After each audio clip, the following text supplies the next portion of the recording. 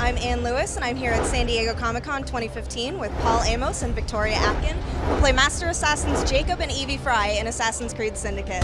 Guys, what can you tell me about the twins? The twins from a very educated class of the Brotherhood, and they moved to London to make their mark in the world and to try and take down the Templars. And what can you tell me about their personalities? Jacob is brash and he goes in for the fight, and he's very typical of the assassin brand. He has a great sense of humor, he's very attractive, Whoa, he's very charming, hold on. and a wonderful assassin. Hold on, I'm not sure about that. Evie is very clinical, very ordered, but don't mess with Evie because when she gets going, she's pretty mean. And as they work as a team, they're a pretty powerful force. And had either of you ever done motion capture work before this project? It was the first time, and the full mocap was awesome. It was like filming a movie. We were in a big padded cell. Everything was captured 360, and then they get to choose all their camera angles and all their lighting posts. And like theatre, you get to shoot it all in one go. So it was really a luxury as actors to do that. Did you guys get to do any of the more physical stuff for the role? Any tucks and rolls? It was a very active shoot. We were always jumping off things or running around, but the stunts and the big fights were done by Evie and Jacob's stunt people who are really cool. Clearly, I could have done it. Yeah. Clearly. If you guys could have done the more physical side of stuff, what is one move or one thing that you wish you could have done? The rope launcher would be really fun. Yeah, all we got to do was basically perch on the top and look down on everything. This is our gameplay thing. Yeah, eagle vision. Eagle vision.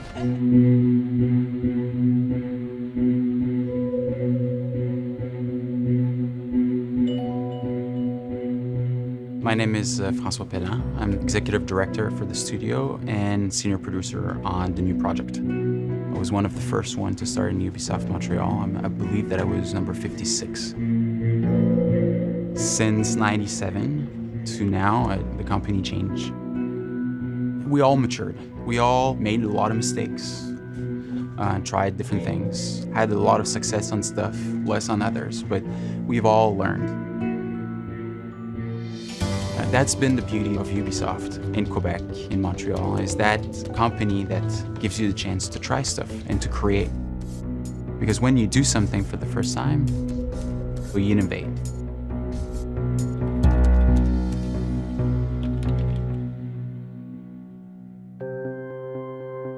So these are actually quite old memories, you know. It's few pages, you know, of design research I've saved. I remember the first time seeing AC1, it was mind-blowing. I've never seen, you know, a character touching the world in such a unique way. I've never seen a world that was so detailed and so rich. We had no engine, so we built our own engine from scratch. And all we had to go on was our taste. As you can imagine, when you don't have any specs, you're basically given a blank check. You can invent the world if you want, and we completely did invent the world. Like the amount of features that we had, the final game had 9 missions. The original game that we designed had 72. Assassin's Creed is about transporting people to a time that they can never really truly visit. The games have always had this really great sense of freedom, of exploring somewhere, of going to a historical context in these amazing looking worlds. I don't want the player just to focus on fight and action and look at the ground, you know. I want people to look up. It's an open world, so I want the people to wait for the sunrise. We saw this little prototype of naval combat that they were doing for AC3. We got super excited because it was beautiful, it looked fun, and I think this was the thing that kind of kicked off the idea that what if Assassin's Creed went into the golden age of piracy? For every game we try to bring new colors, new vibrant flavors. Brotherhood was really the sequel of Ezio. I mean, people love so much Ezio in AC2 that it was really good to see him again and to see how grown he was. He was a leader now, not this young man anymore. We wanted to be able to climb everywhere, to discover every places, but have like no limitation on the exploration. Being able to just do cool things with parkour. Me, I can't do that. I can't climb buildings and jump over rooftops. With AC3, we really showcased that the franchise can go anywhere. With the frontier, the snow. There's actually a full seasonal weather system. So you have summer, fall, winter, and spring. We dreamed big and just tried stuff, and then at some point it was working and it was magical. I was a kid not very happy at school. I was always drawing, always dreaming like castles, places. I'm still doing the same thing, you know, now. It's like creating universe, creating worlds, and this is what I love to do. I sat at home playing AC2 in my living room and said out loud to my husband, "Oh my God, this game, I just love this game so much. I'd love to work on this is so cool." Then when you get the opportunity to work on that game, you feel very connected to it. You feel protective of it. It's like a child. You want it to do really well. Innovating in AC is always both exciting, you know, and tricky. Innovation isn't necessarily like going crazy. It's about like finding the difference that matters and also keeping the soul of the brand alive. I always say it's really hard to just say, okay, let's innovate, let's start innovating. There's no such thing. Instead, you know, I can say that raising as many lightning rods as possible, hopefully lightning will strike.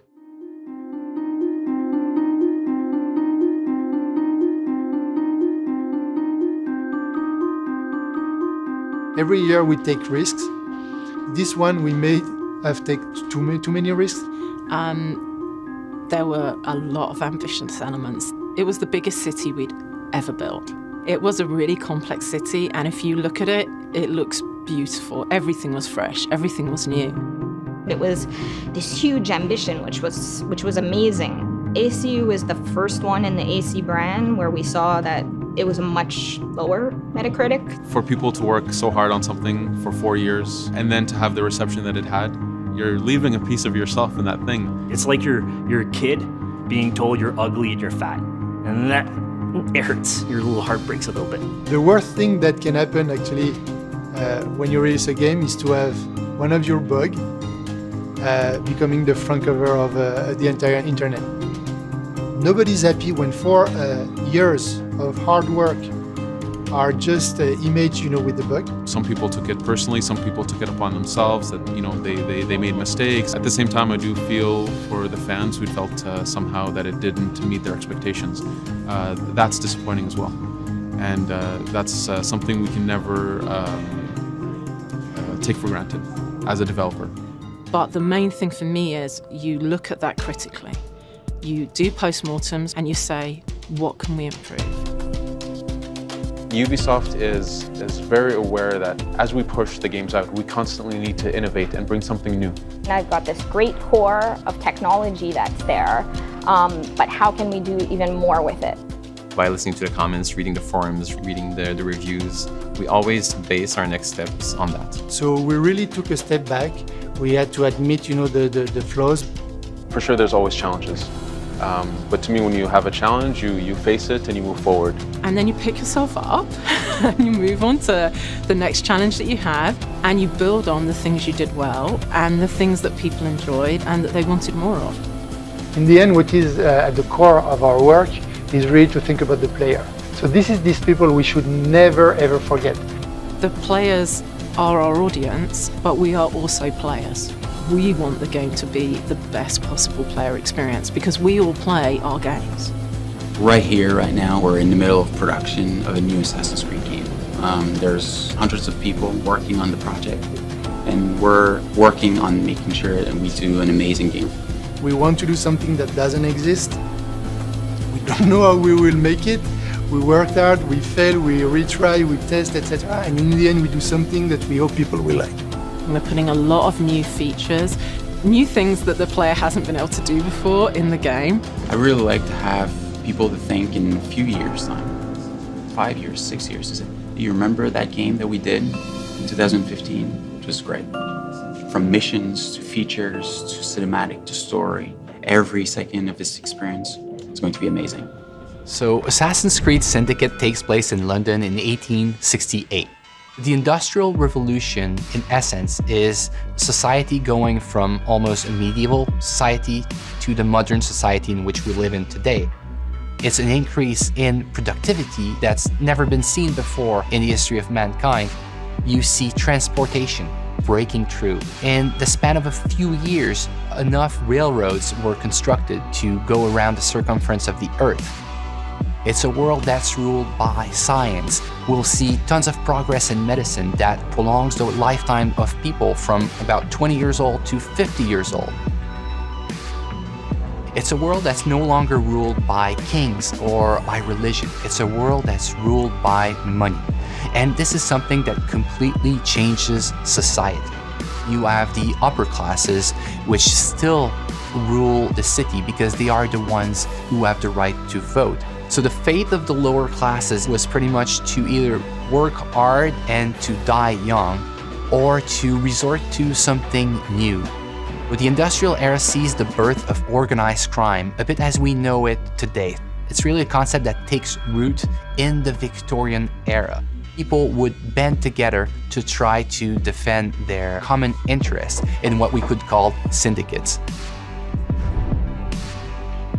So the new assassin of Assassin's Creed Syndicate, his name is Jacob Frye. Jacob is a born and raised assassin. He's going to have allies that are the street gangs of London. Evie is twin sister of Jacob. She's the more calculated, the more rational personality. She's the one that's going to guide Jacob through his quest to free up London. Jacob will always approach the situation with a really hands-on and head-on approach. So he will be more brash, more brutal, more confrontational. He's all about the thrill. He's all about the chase.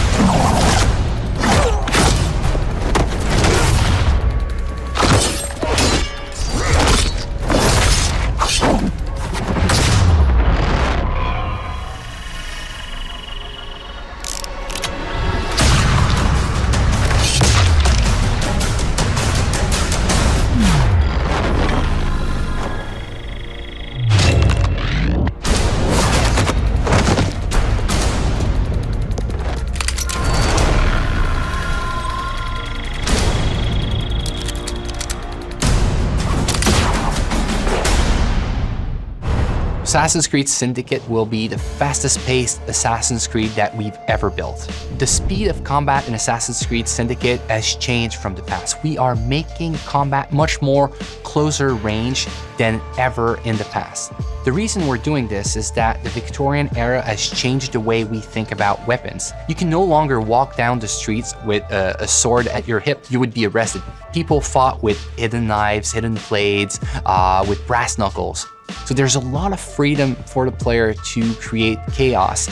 We are making combat much more like a brawl in which you have to control the crowd and jump from one enemy to another enemy. One of the key innovations of Assassin's Creed Syndicate is its traffic system, and it's going to open up so many more gameplay possibilities.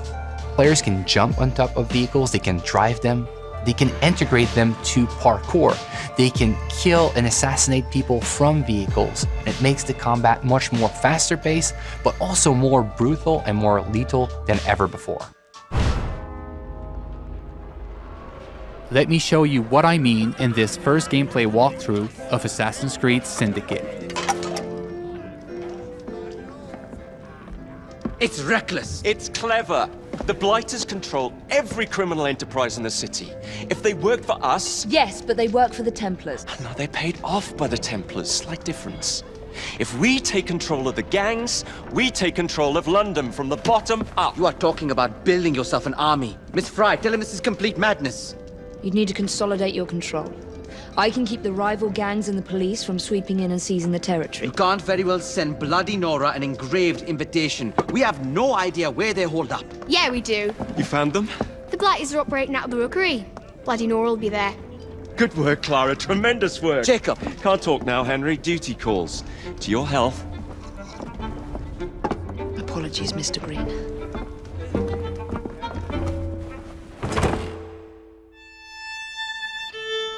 We are now in the City of London, one of the 7 boroughs that you'll experience in Assassin's Creed Syndicate. The City of London was the economic and financial heart of London in the 19th century. The borough fully embodies the hustle and bustle spirit associated with Victorian London. booming businesses, busy sidewalks, and even busier streets. New to our game are iconic modes of transportation, including trains and carriages. Omnipresent in Victorian London, carriages will change how you play Assassin's Creed. You can take the reins and traverse the city faster than ever before. You can also hide in them, adding another tool to your stealth game, or run over targets and enemies. The possibilities are endless. In this mission, Jacob wants to take over one of the Templars' control gangs in order to build an army against the Templars that run the city. To do so, he will need to conquer the borough by dislodging the enemy gang from their stronghold. Not unlike big cities today, rich and poor share the same environment. Even the richest neighborhood, like Westminster, had areas where the police would not dare set foot. These slums were where street gangs ruled. With the simple push of a button, we'll activate stealth mode as we are entering enemy-controlled territory. Also new to our game, the rope launcher will change the way you navigate throughout the city. With this new tool, you can climb the highest building in seconds or zipline from rooftop to rooftop.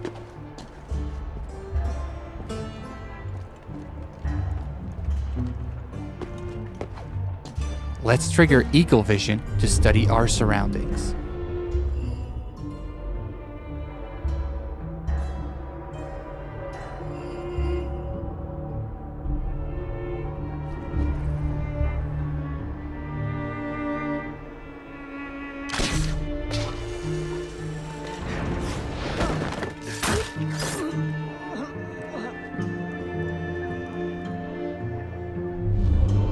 We can see that one of our allies is in trouble. Let's give him a hand. We first need to eliminate the lookout to make sure he doesn't call reinforcements. The throwing knives will take him out silently.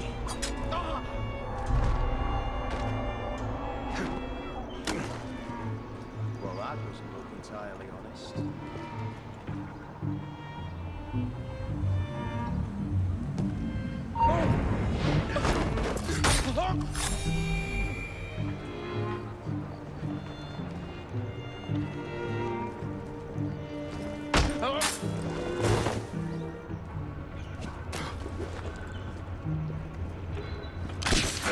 We are facing a lot of enemies, so the head-first approach is probably not a good idea.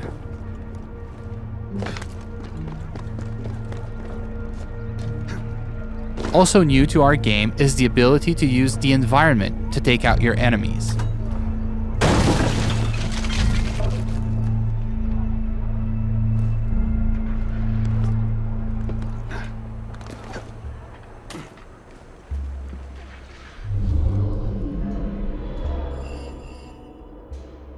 Another one of our allies is in trouble. Let's take care of this before it's too late for him.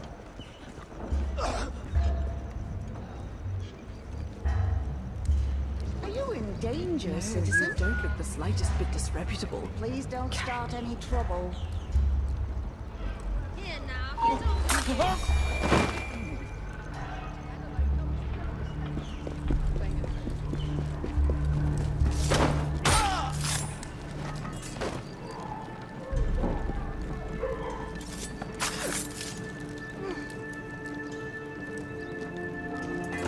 Now that our ally is free, Thanks for the help, boss. we'll ask him to assist us in our fight for this slum. Here is the stronghold leader, highlighted in yellow.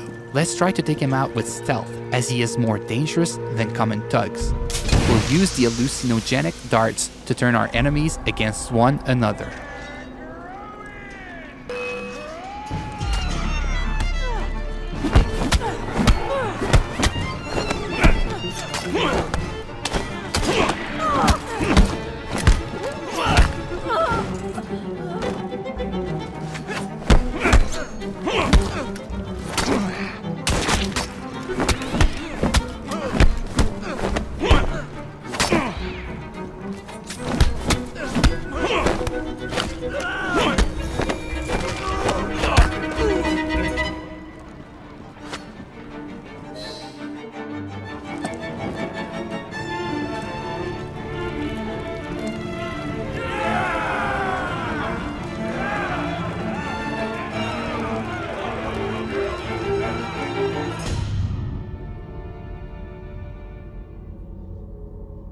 This slum is now won, and your gang occupies the territory. Well, well. The assassins have come crawling out of their holes, have they? Damn it, boys! Deal with this! We were caught in a trap orchestrated by Bloody Nora, one of the 7 Templar gang leaders. Her rule of the borough has been one of cruelty and suffering. We need to take her out once and for all. Let's go. Come on.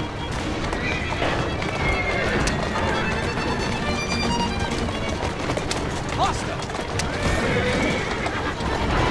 Go.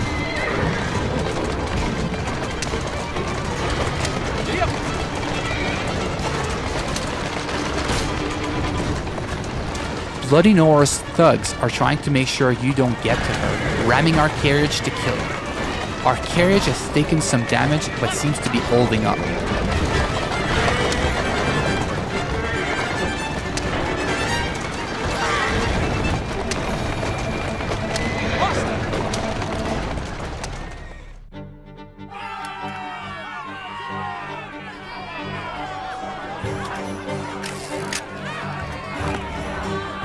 We made it to the gang war, an all-out confrontation between your gang and your rival for the ultimate control of the borough. Jacob feels right at home in these fights, thanks to our new fighting system, as it is faster and more responsive than ever before.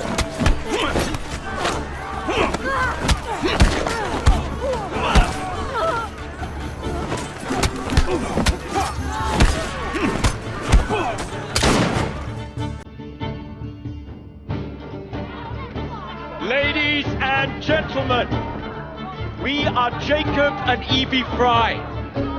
And as of this moment, you all work for us.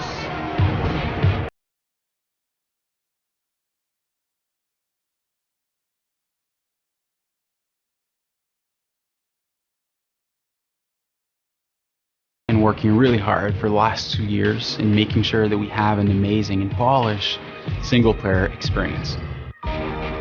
All the people I encounter on the teams, I keep asking to take good care in like the little street corner that they are working on, to try to tell a story with all the tools that they have, with the crowd that they are placing, so that the game has a story to tell everywhere the player turns a stone.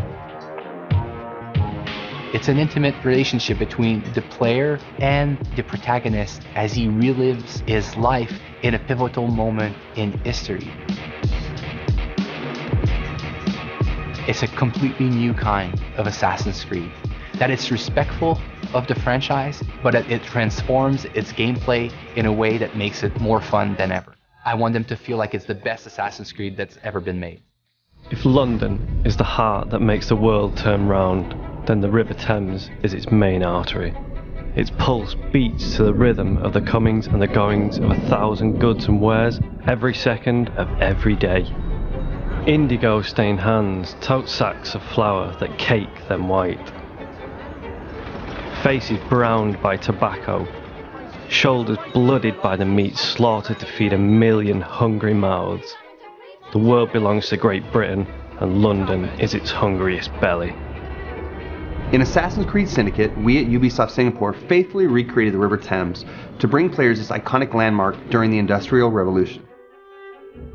Today, the Thames is the cleanest river that runs through a major city throughout the world, but that wasn't always the case. Charles Dickens wrote, "The Thames is a dank, stinking sludge, the scene of murders and crime." And that's exactly what we wanted to bring to life in our Victoria-era Thames. To make a believable Thames, we use a lot of historical references in the form of photographs, paintings, and maps.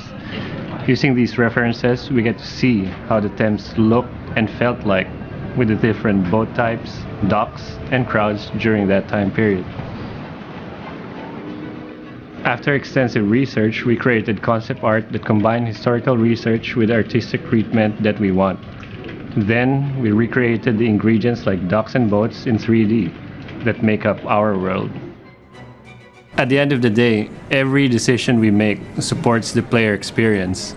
The river ingredients like water, boats, docks were designed not only to recreate Victorian London, but also to make you feel and move like an assassin in that space. Wind and sails had made the empire, but steam and coal now ran her industries. Her ships had grown shorter, flatter, and took their power from below the earth, spewing black fog into the sky. Coughing steel cans tugged and lugged Her Majesty's poorest creatures as they moved the treasures of her richest to earn their honest wage. Our challenge was to bring Syndicate gang fantasy onto the Thames, to present the players with one coherent experience where they can just jump in and play. We integrated most ingredients and system, from explosive to hiding spots, onto our moving boats, creating immersive and unique activities with minimum learning curve for the players. These contents are infinite and highly replayable, as we welcome players to spend their time exploring and immerse themselves in this flowing playground. We have created a total of 13 docks on the River Thames, and one of the challenges we face is to seamlessly integrate the docks based on the individual themes of the district. Through close collaboration with the level designers in Quebec and Montreal, we exchange ideas to shape these areas into amazing gameplay locations, while bringing the distinct flavors of each district to the docks. This helps to present London as a cohesive playground. Modernity has a strong smell, and no place on earth smelled it more than London. The Thames was trying to drink both the wastewaters of her factories and the London's mass. She could not flow fast enough to wash her muck out to sea, and so her waters were brown, thick, and nauseating. But it did not drive her people away. She was the beating pulse of the empire and a playground of opportunity. It's in our darkest hour that we decide to look for some light. While it's true that tens of thousands of people died from cholera and other diseases at the time, that's not all the River Thames was known for during this period. It was also the economic lifeblood of the world, filled with commercial and industrial traffic and tons of activities and life, making London the largest metropolitan city in the world of the 19th century. The Thames, the throbbing pulse of an empire, too sick to die and too greedy to heal, where London's blood runs blackest, maker of the miserable and keeper of the mean.